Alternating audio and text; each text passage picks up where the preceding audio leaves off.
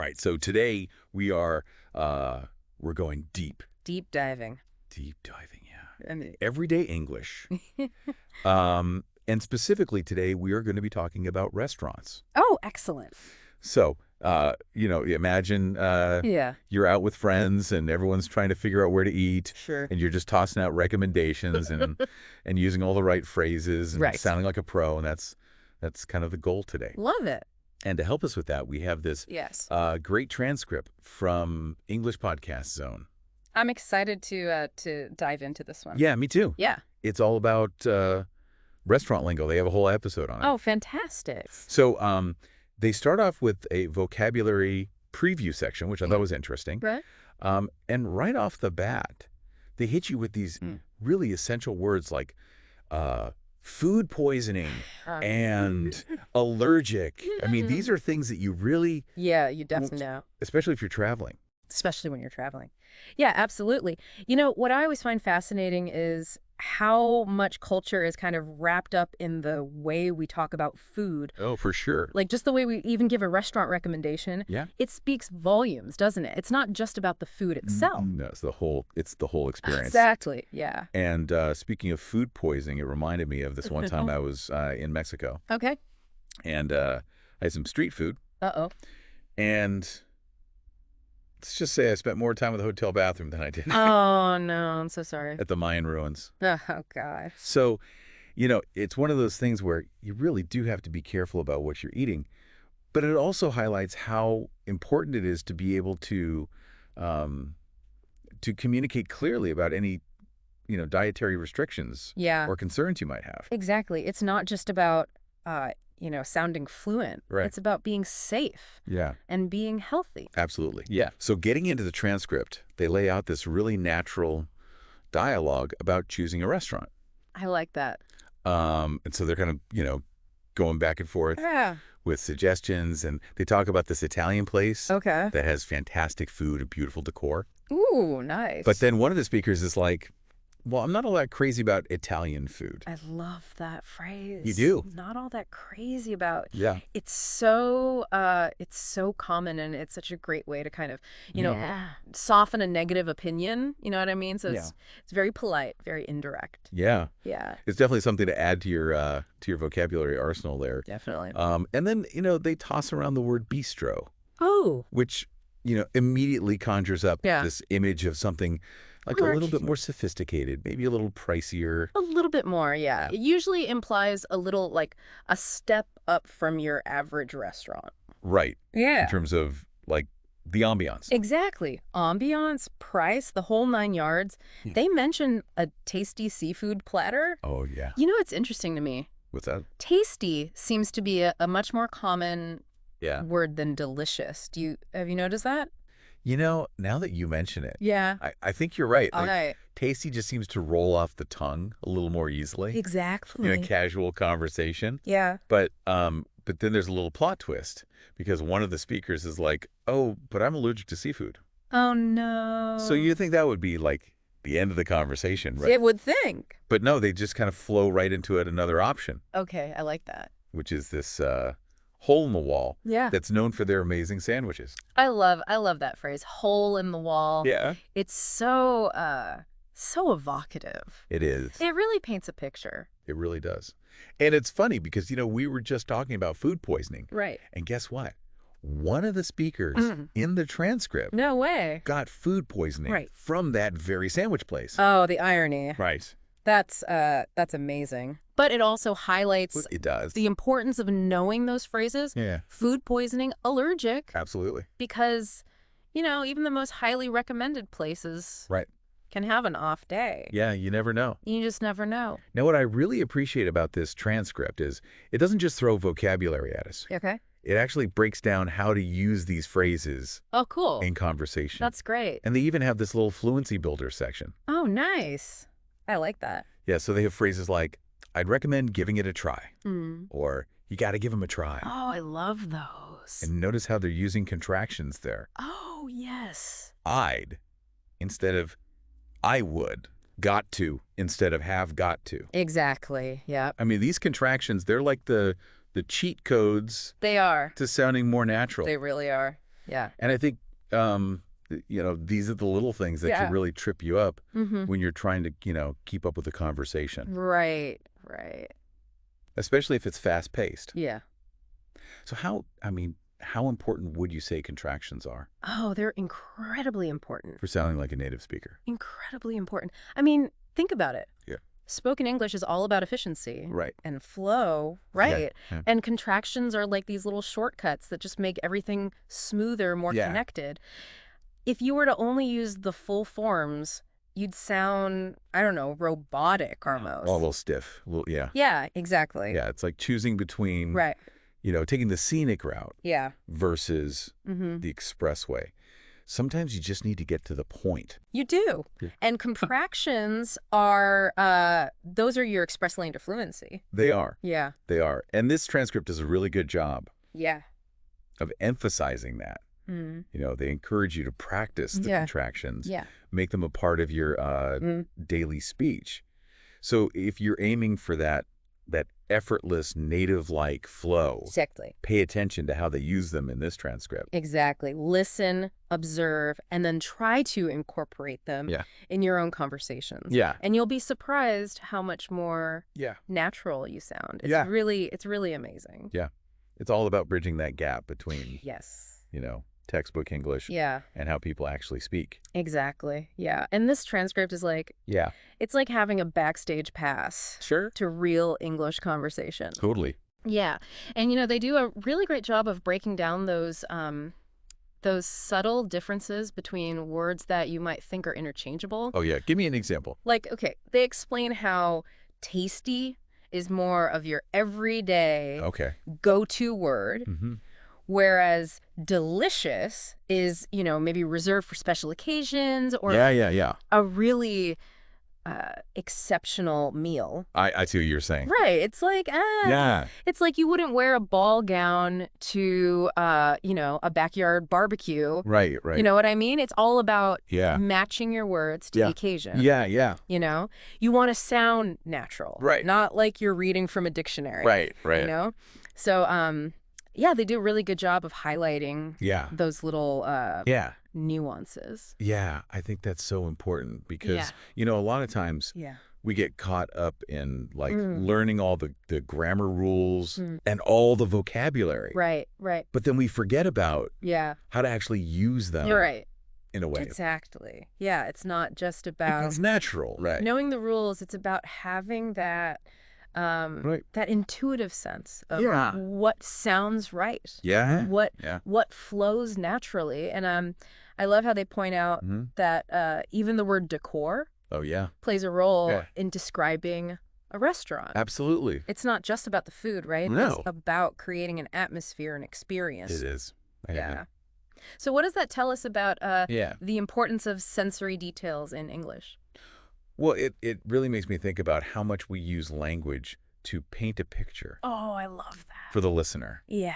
Yeah. It's like those extra brush strokes. Totally. Like you're an artist. Yeah, come alive. Yeah. Exactly. Ew. And speaking of painting a picture, remember that anecdote about the hole in the wall? Oh, yes. With the amazing sandwiches? Yes.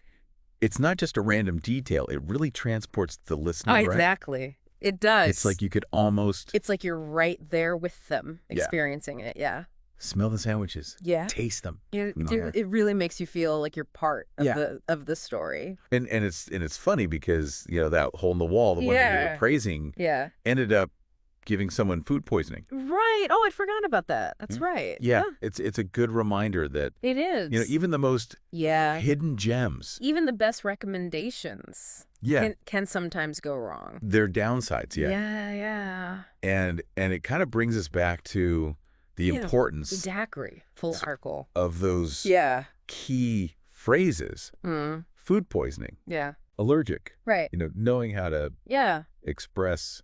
Being able to say those things clearly can make all the difference. Yeah, especially when you're traveling. Yeah, for sure. It's like having those essential tools in your travel first aid kit. It's like your linguistic first aid kit. Exactly. Yeah. You might not need them. Right. But you'll be glad you have them if something goes wrong. Exactly. And the transcript goes beyond just vocabulary, right? Yeah. They give really specific tips on how to sound more fluent, more like a native speaker. Yeah. And remember the contractions that we're talking about? Yeah. I'd recommend. You got to give them a try. Yeah. I mean, these are such simple changes, but they make such a difference. It's amazing, right? Yeah. It's all about training your ear and your tongue to recognize and reproduce those subtle patterns of spoken English. You know what I mean? And the more you practice, the more those contractions will become second nature. So it's not just about knowing the rules. Right. It's about developing that feeling, Exactly. For what sounds. Kind of feeling. Right. Yeah. For what sounds. It sounds right. And this transcript is just a treasure trove of examples to learn from. So pay attention to how the speakers use contractions, how they phrase their sentences, how they emphasize certain words. It's all there for you to absorb and emulate. It's like a master class. In conversation. It's like a free master class in conversational English. All packed into one. Yeah, exactly. And one phrase that really jumped out at me was, check it out. Oh, yeah. It's so versatile. It is, yeah. So useful in everyday conversation, And they give some great examples, like, check out my new car. Yeah. Or check out that new cafe next door. Exactly, yeah. It's just this really casual, effortless way to draw someone's attention to something. And it's really interesting how, one phrase can have so many different meaning depending on the context, right? Yeah. And mastering these multi-purpose phrases. It's like having a secret weapon in your language arsenal. Right. You can use them in so many different situations, and they'll always sound natural and authentic. So it's about recognizing those versatile phrases and learning how to wield them effectively. Oh, yeah. Right. Yeah. And another gem from the transcript is the phrase "in the mood for." Oh, I love that one. It's so good. In the mood for. Such a simple but powerful way to express your preferences, your desires. And, it's not just limited to food. Right. You can be in the mood for a movie, a walk in the park, even a deep dive into an English podcast, So it's a phrase that really transcends specific topics. It does. And it allows you to communicate your state of mind, your desires in a way that's really relatable and engaging. It's like opening up your emotional menu. Oh, I love that. Right. Yeah. And be like, this is what I'm craving. Exactly. It perfectly captures the essence of the phrase. And they do a good job in this transcript of showcasing the versatility of it. Exactly. They give examples of how it's used in different contexts. So you can really get a feel for how it works in a natural conversation. So what's the key takeaway? The key is to really embrace the versatility of it and its casual nature. Right.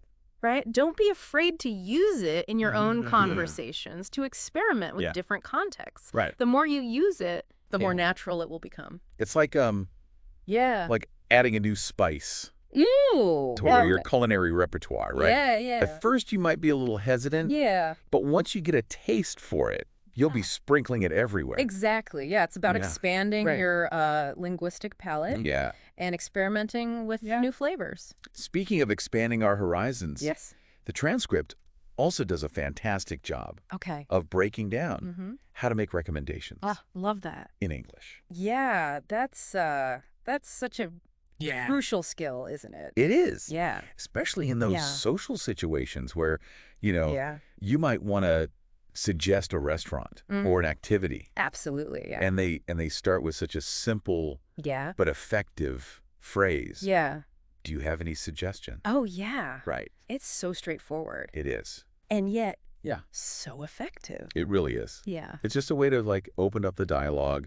Invite someone to share their ideas. Yeah. Ideas. And the transcript points out that you can use variations of it too. Yeah. Like, do you have any ideas? Yeah. Or do you have any thoughts? Yeah. You know? It's about finding what feels the most comfortable for you. Yeah, and I think the transcript really encourages people to do that, to use the phrases that they feel most comfortable with. To find their own voice. Exactly. And once you've kind of, gotten those suggestions, they offer some really excellent phrases. Oh, cool. For kind of expressing your own preferences, Like one that I really liked was, I'd recommend giving it a try. Oh, I love that one. It's so polite. It is. And enthusiastic. It is. And again, they emphasize the contractions, right? Instead of I would, it just makes it sound so much more natural. It really does, yeah. Yeah.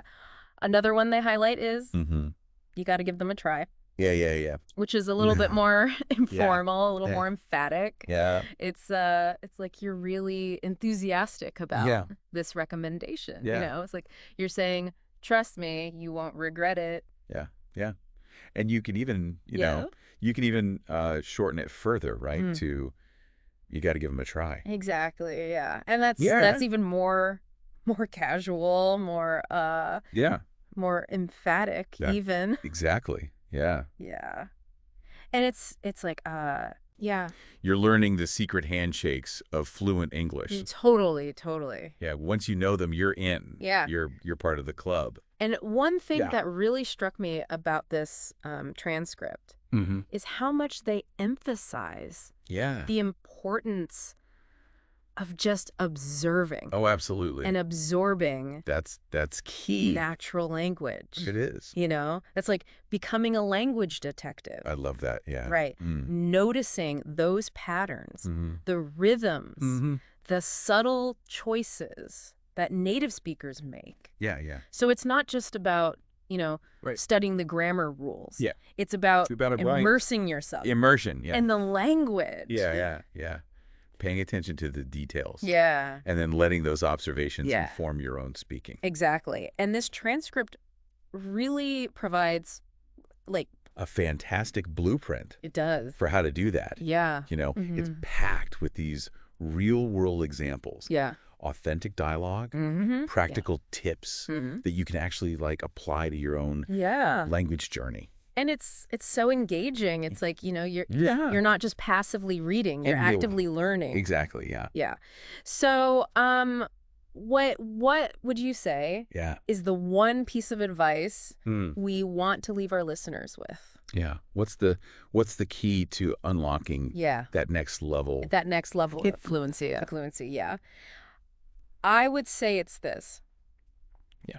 Don't be afraid to experiment. Okay. Don't be afraid to play with the language. Yeah. Try out new phrases, new expressions. Yeah. The more you immerse yourself in authentic English, the more those patterns will become second nature. And remember, fluency is not about... It's not about perfection. It's about... confidence. And connection. It's about using language to express yourself authentically and engage with the world around you. Beautifully said. Okay, I think we should let's take a little breather. But don't worry, we'll be back soon. We'll be right back. With the final part of our deep dive. Yeah, and we'll uncover even more gems of conversational English. So stay tuned. All right, so welcome back to our deep dive into restaurant English. Yes. We've been dissecting this transcript from English Podcast Zone, uncovering some really useful tips for boosting your fluency. Absolutely, yeah. What I find really impressive is how they weave together language instruction with real-world experiences. Yeah, it's not just about memorizing these phrases in isolation. Exactly. It's about understanding how to use them in a real conversation. Yeah. In real-life situations. It's like they're saying, hey, language isn't just some abstract concept. It's a tool for connecting with people. Yeah. For navigating the world around you. It is, yeah. And speaking of real-world experiences... Oh, yes. Remember that story about the food poisoning in Morocco? Oh, yeah. They don't just leave you with this cautionary tale. Right. They actually offer some... Yeah, they do. Really great tips for avoiding these kinds of situations when you're traveling. And that's so important. It is, yeah. And it's a great example of how learning a language can actually empower you. It really can, yeah. Knowing how to communicate about food safety, about your allergies, about your concerns can literally make the difference. It really can, yeah. Between a smooth trip and a disaster. And a disaster, yeah. It's almost like having a linguistic safety net. Oh, I love that. A linguistic safety net. And they give these like really practical tips like researching local customs, paying attention to how food is prepared, even being mindful of like the cleanliness of ice cubes. Oh, yeah. You know? Those little things can make a big difference. They really can, yeah. It's all these little details that sometimes we overlook. Absolutely. And it reinforces the idea that language learning is about so much more than just grammar and vocabulary. It's about developing this cultural awareness. Yeah, absolutely. You know, being sensitive. Yeah. To different norms and expectations. Yeah, being a savvy traveler. Exactly. Yeah, being a respectful guest in someone else's culture. Yeah. And this transcript really does a great job. It does, yeah. Of highlighting that. It does. And ultimately, it all comes back to the heart of this deep dive, right? Yeah, which is exploring this richness and complexity of everyday English. Exactly, yeah. I mean, we've covered so much. We have, yeah. Vocabulary, idioms, pronunciation, cultural insights, all through the lens of this one YouTube transcript. Yeah. It's really amazing how much learning can be packed into a seemingly simple conversation. It really is. It's a testament to the power of observation. Oh, I love that. Right. Of actively listening, paying attention to the details. You know, when you approach language with that kind of curiosity, you really start to see learning opportunities everywhere. You do. You become like a language detective, uncovering these hidden gems in the most unexpected places. So as we kind of wrap up this deep dive, what's that one key takeaway that we want to leave our listener with? I would say it's this understanding that fluency is not about speaking perfectly. It's about communicating effectively and confidently in real-world situations. It's about embracing those nuances of language and using them to connect with others. I think you said that beautifully. Thank you. And I think this transcript provides a fantastic roadmap. It does. For achieving that level of fluency. Yeah. It really is a reminder that language learning is a journey. Exactly. Not a destination. It's a journey, not a destination. There's always more to learn. There is. More to explore. More ways to connect with the world around us. Exactly. Yeah, and that's such an inspiring thought, isn't it? It is. Yeah. So to our listener, we encourage you to keep exploring the world of English through authentic sources like this YouTube transcript. Absolutely. Pay attention to the details. Embrace those nuances. Yeah. And don't be afraid to experiment. And have fun with it. Have fun with it. Yeah. That's the most important part. It is, yeah.